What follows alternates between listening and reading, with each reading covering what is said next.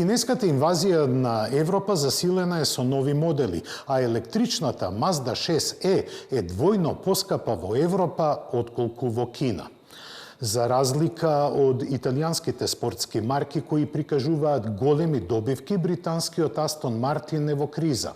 Стелантис ја увиде грешката со слепото итање кон електричната иднина, грешка која ја чини групацијата повеќе од 23 милијарди евра.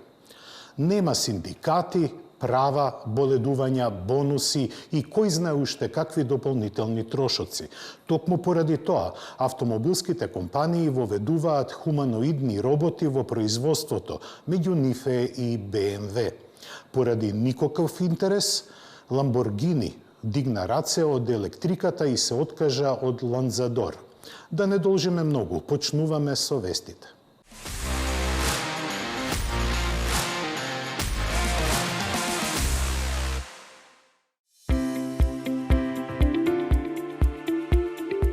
Шкода Суперб доби помојно плагин хибридно издание, на располагање само во лимузинската верзија и со повисоките нивоа на опременост испорачува 272 конски сили, со што овој Суперб стана најмоќен неелектричен модел на марката.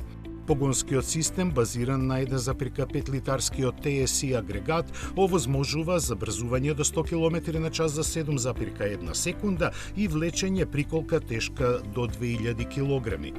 Максималната брзина е 225 км на час, а електричната автономија не е прецизирана. Место тоа, чесите објавија дека за дополнување на батериите до 80% од капацитетот требаат 26 минути.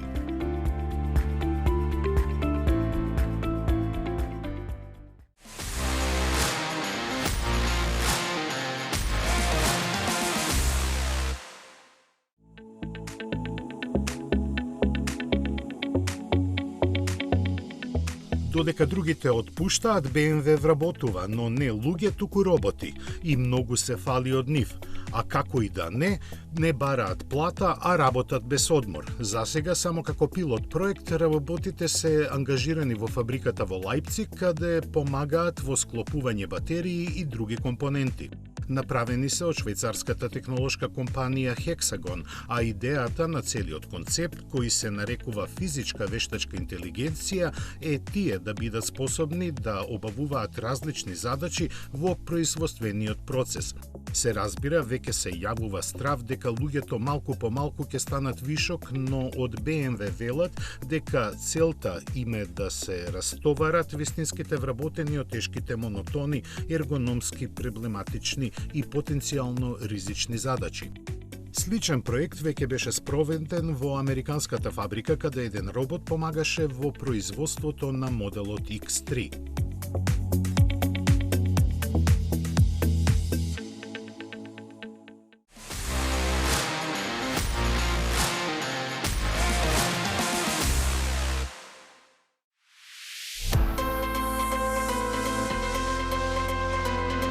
Пред првата трка од светскиот шампионат во издржливост, закажана за 28 март во Катар, Peugeot го представи новиот изглед на болидот 9X8, изработен во блиска соработка помеѓу Peugeot Design и Peugeot Sport. Впечатливата нова интерпретација на Hypergraphs е дизајнирана да го изрази јазикот на перформансите на Peugeot Sport. Hypergraphs служат како динамична интерпретација инспирирана од мотоспортот, од култниот мотив на канџите на Peugeot, препознатлив елемент кој се наоѓа кај сите модели на брендот. Сочинет од бела, црна и црвена, всушност ги превзема историските бои првпат понудени кај 205 GTI, кога беше лансиран во 1984 година. Воедно, целиот тим на Peugeot Total Energies го усвојува овој нов изглед за сезоната 2026 со различни толкувања применети на тркачките одела на возачите, тимската облека и друго.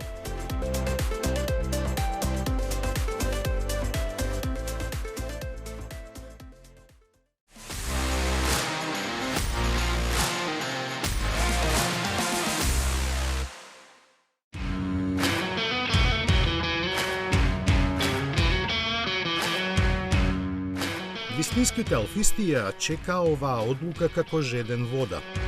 Добра вест е што миланскиот шармер се свести и повторно во понудата ги враќа своите престижни изданија со 520 конски сили.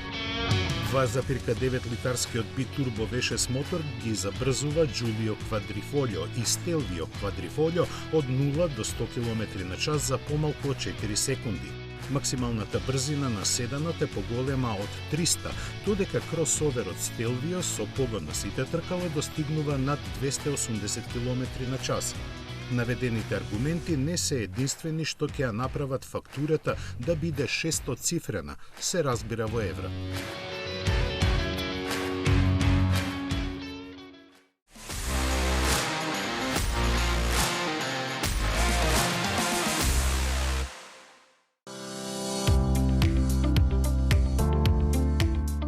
Stellantis имаше катастрофална година. Според објавените финансиски резултати, во загуба е неверојатни 22 милиарди евра. Официјално, причината според раководството е длабоката стратешка промена која предизвика невообичаени трошоци од преку 25 милиарди евра. Или, поинаку кажано, Stellantis го прецени темпото со кое купувачите ќе ги прифатат електричните возила, заради што сега плаќа висока цена. Проблемот посебно изразен во Соединетите Американски држави. За споредба, компанијата ја заврши 2024 со 5,5 милиарди евра профит.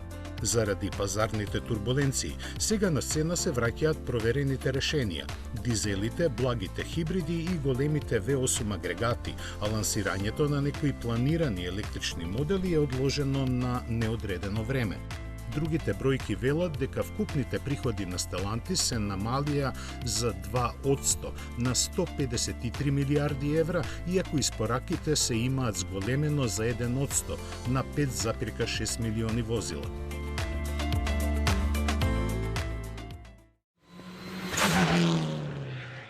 «15 години вие одбирате, ние купуваме за 24 часа.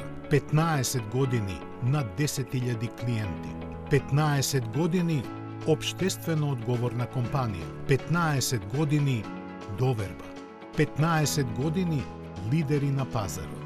Финансираме патнички возила, комерцијални возила, камиони, пловни објекти, опрема и машини за вашиот бизнис. Во потрага сте по совршен автомобил? Со Чери добивате повеќе. Закажи тест возење на cherry.mk.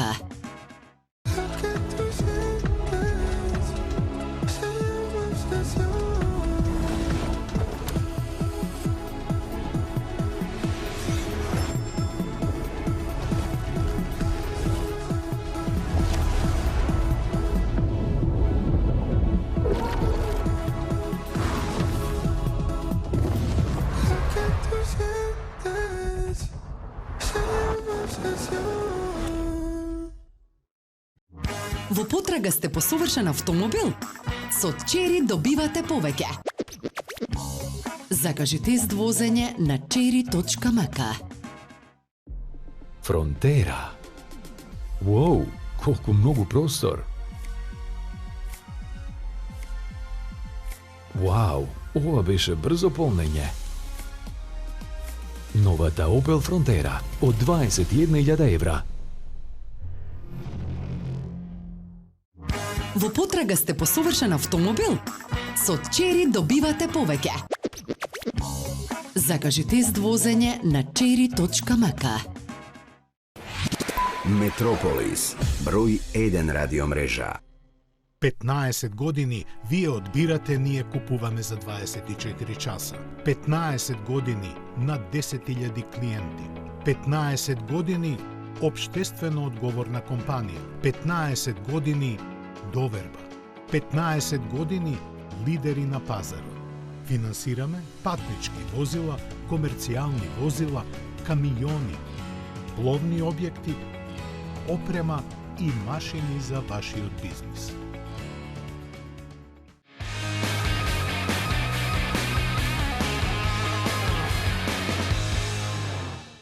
Се прашувате ли што ќе се случи кога на италијанската перфекција ќе се надоврзе германскиот инженеринг? Одговорот е Ферари Дайтона SP3, преработена од Новитек, кој без да интервенира на моторот, успеа да додаде 28 конски сили. Додека некои се колнат во електричната иднина на возилата, оние помудрите балансираат.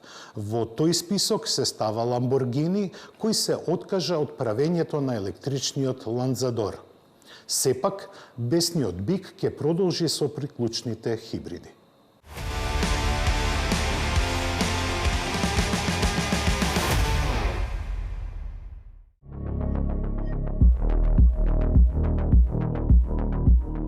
Ферари Дайтона SP3 е задвижуван од најголемиот V12 мотор во историјата на марката од Маранело и неговите перформанси се стравични.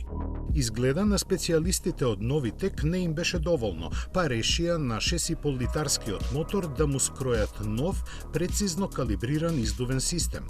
Без ниту една интервенција на моторот тие успеа. Вака доработениот Ферари Дайтона SP3 има 28 конски сили повеќе или вкупно 868 конски сили. Воедно автомобилот со централно поставен мотор е уште пожив и реагира побрзо на командите на педалата за забрзување. Како што велат од Новитек, на изгледот на прекрасната Дайтона SP3 нема што да се интервенира, осем некои мали дотерувања во духот на имиџот на тюнерот. Единствено сега се ставени специјално изработени тркала со диаметар од 21 инч на предната и 22 инчи на задната оска. За цената не прашувајте.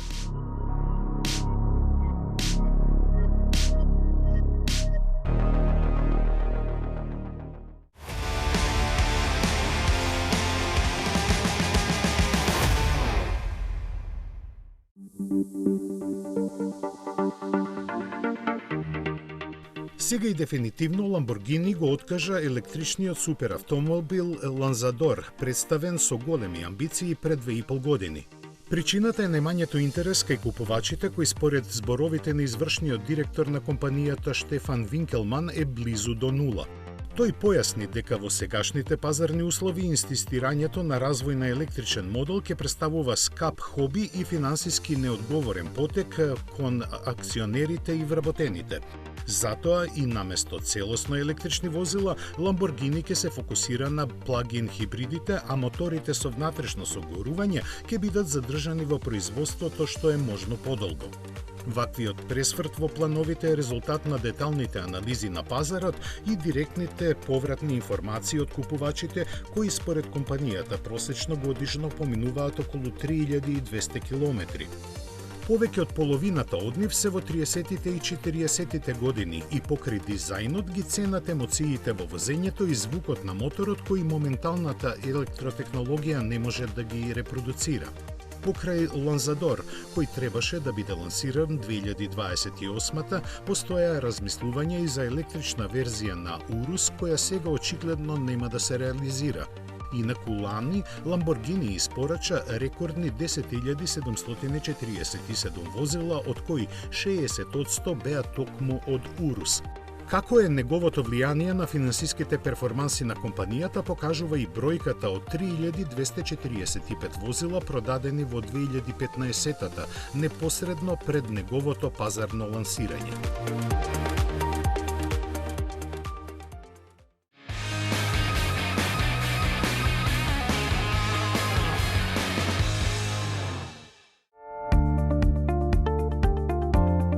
Темни облаци надвиснаа над Астон Мартин. Компанијата после тешката 2025 година мора да отпушти 20% од работниците. Нема друг начин да се намалат губитоците кои се искачија на скоро половина милиарда фунти, посебно во услови кога американските царини го земаат својот данок. Колкав е тој сведочи и фактот дека производството се намали за 10% на 5448 автомобили, а вкупниот приход едва стигна до милиарда и 260 милиони фунти. На целокупната слика лошо влијаеше и драматичното опаѓање на интересот за западните возила во Кина, посебно на оние од луксузните марки, како што е Астон Мартин. Иако од компанијата искажуваат оптимизам дека годинава ќе биде подобра, главно заради пообемните испораки на суперлативниот Валхала, тоа тешко ќе се оствари бидејќи сегашните планови предвидуваат намалување на трошоците само за околу 55 милиони фунти. Заради одложувањето на плановите за лансирање електрични модели, дополнително ќе се скратат и 300 милиони, но на 5 годишен рок. Сите сакаме нови возила, но се почесто заклучуваме дека цената што ја плаќаме во Европа е превисока. Просто е неверојатно како новата електрична Mazda 6e во Кина се продава од 19.520 до 22.220 евра, а во Европа цената во зависност од изведбата се растегнува од 45.000 до 50.000 евра.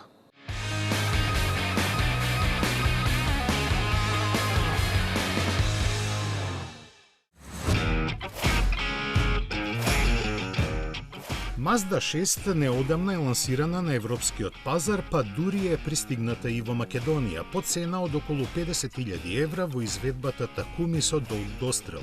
Споредбено со Германија, каде почетниот модел чини околу 45.000 евра, се чини поради нашите давачки, тоа е разумна понуда.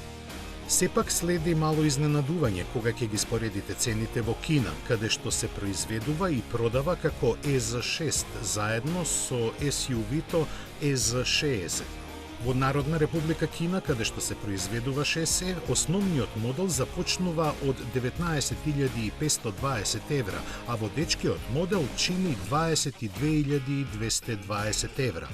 Ова е шокирачка разлика, бидејќи во Европа истиот модел се продава за 2,2 пати поскапо. И покрај изгледот, Mazda 6 не е креација од Хирошима. Таа е базирана на Changdang Dipal SL03, исто така познат како L07, делејќи ја својата платформа и голем дел од своето основно инженерство со кинескиот модел.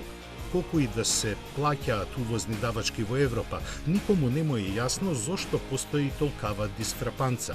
Дали е во прашање алчност или европските купувачи се навикнати секогаш да плаќаат повеќе.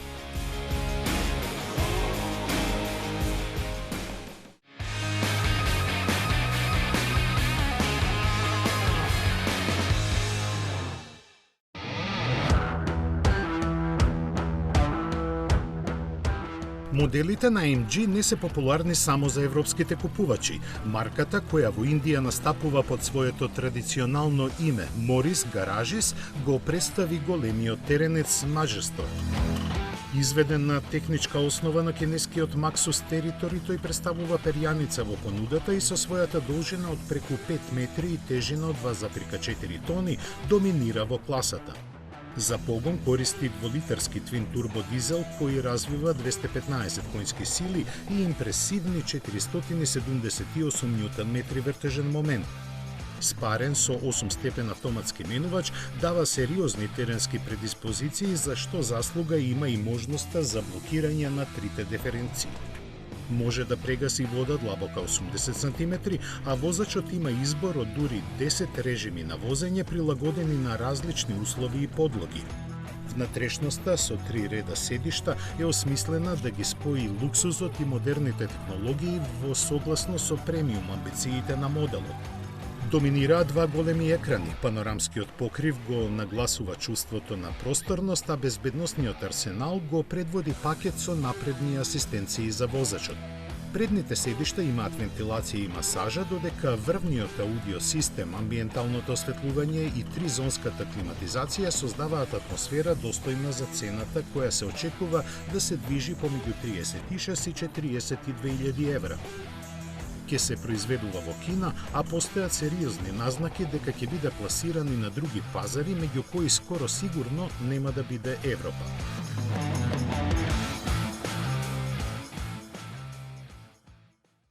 Кинеските марки сериозно гледаат на европскиот пазар, особено поради можноста за поголема заработка отколку во сопствената земја.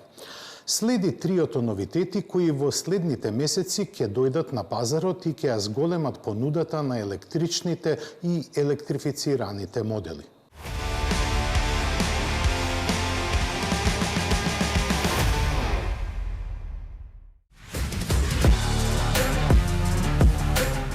Три години по лансирањето, BYD се опфатно го модернизираше електричниот Atto 3 за европскиот пазар. Со додавка Evo во ознаката, овој компактен кросовер има изглед со помеки стилски елементи и нова технологија базирана на ревидираната 800 волтна архитектура. Клучна промена е што електромоторот сега е сместен на задната оска, а достапна и верзија со погон на сите тркала.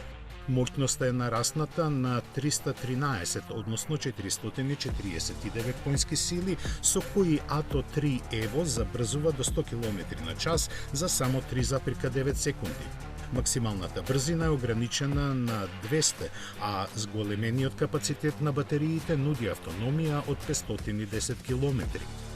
Изменетото ослонување назад обезбеди и поголем багажник од 490 литри плюс оној напред од уште 100 литри. Внатрешноста е скромно облагородена, а стандардната опрема збогатена. Цените стартуваат од 45.000 евра.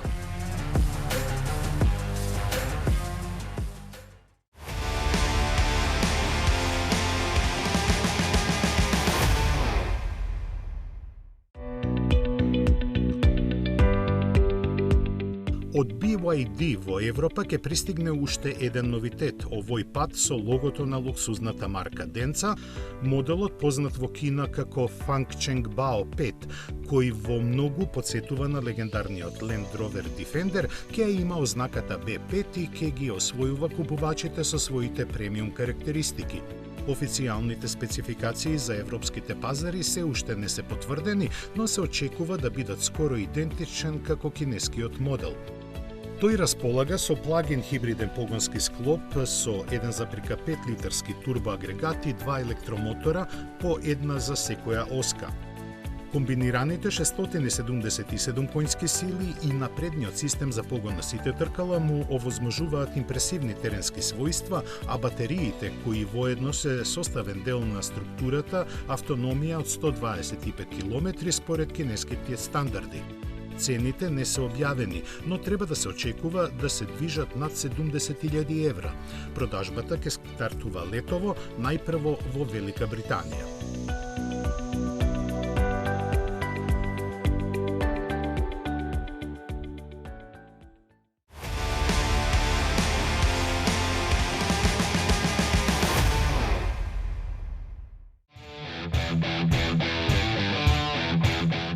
Leap Motor ја забрзува својата европска експанзија и покрај веќе присутните модели на пазарот го подготвува за лансирање и кросоверот B03X, кој во Кина се продава под ознаката A10.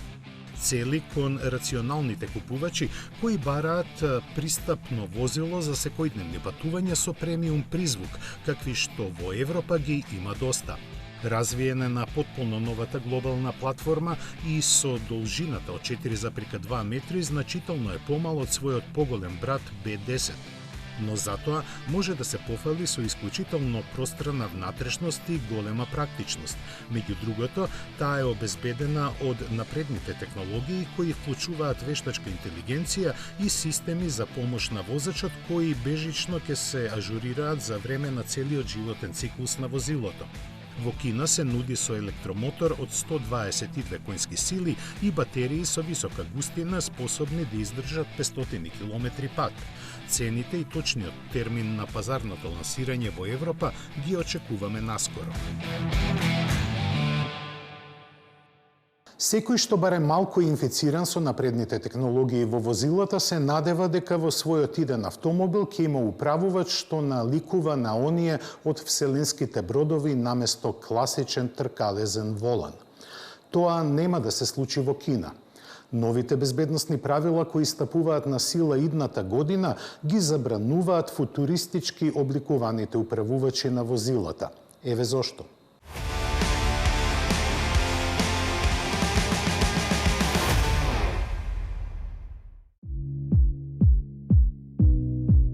Министерството за индустрија и информатичка технологија на Кина објави нацрт на нов задолжителен безбедносен стандард што стапува на сила на 1 јануари 2027 година. Според новите владини безбедносни правила се забрануваат полуволаните. Кинеските регулатори сега бараат тестирање на удар на 10 специфични точки околу работ на воланот, вклучувајќи ја средната точка на најслабата област и најкраткиот неподржан дел. Ако на воланот му недостасува горната половина, тие точки едноставно не постојат. Кинеските власти цитираат податоци од сообраќајни несреќи кои сугерираат дека 46% од повредите на возачите потекнуваат од механизмите за управување. Традиционалниот тркалезен волан обезбедува голема тампон зона ако возачот се наврли напред при судир. Полуволанот може да дозволи телото да се лизне преку работ за време на секундарни удари, зголемувајќи го ризикот од повреда. За разлика од болидите од Формула 1 со мали односи на управување, на повеќето патнички автомобили им се потребни големи влезни вредности за паркирање и полукружни свртувања. Многу возачи на Тесла пријавуваат тешкотии при маневри во урбани средини, иако Lexus се обидува да го минимизира ова преку употреба на ултрависок степен на пренос при мала брзина на системот за управување преку жица.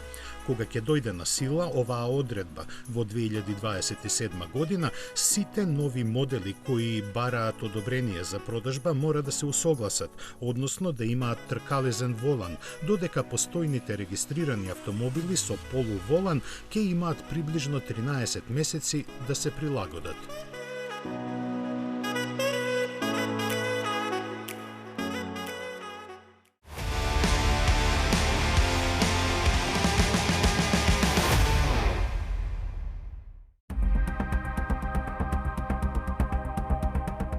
За секого по нешто. Така најточно може да се опишат новитетите што ги има Daimler Truck. За американците тоа е 6-та генерација на тешките дизелски мотори, од кои најголемиот има дури 15,6 литри работна зафатнина и повеќе од 600 конски сили. Познати по својата издржливост, тие сега се поефикасни, трошат помалку и имаат пониски емисии. Од досегашните серии на овие мотори, воведени во 2007-та, се произведени 1,2 милиони примероци. За европјаните пак се подготвува електричната верзија на Mercedes Arox, чии интензивни тестови во екстремни услови успешно завршија. Наменет за градежниците, овој тежок камион покажа одлични перформанси на снегот и мразот во поларниот круг, задржувајќи ја способноста за непречена работа дури и на минус 20 степени Целзиусови. За погон се користи централен електромотор од 516 конски сили, кој во комбинација со 3-степен менувач ги задвижува тркалата на задните две оски. За дополнување до 80% од капацитетот на батериите сместени зад кабината се потребни само 46 минути. Нарачките ќе започнат да се примаат веќе идниот месец, а првите испораки се предвидени за есенва. Истовремено, за прв пат во живо е прикажана и најлуксузната верзија на Unimog, создадена по повод 80 годишниот јубилеј на ова мултифункционално камионче. Направен да остави моќен впечаток, во неа се искомбинирани теренските способности, моќниот погонски систем и комфорот од кој не би се застрамил ниту Мајбах. Техничката основа е иста, прилагодлива шасија, портални оски и диференцијали кои се блокираат.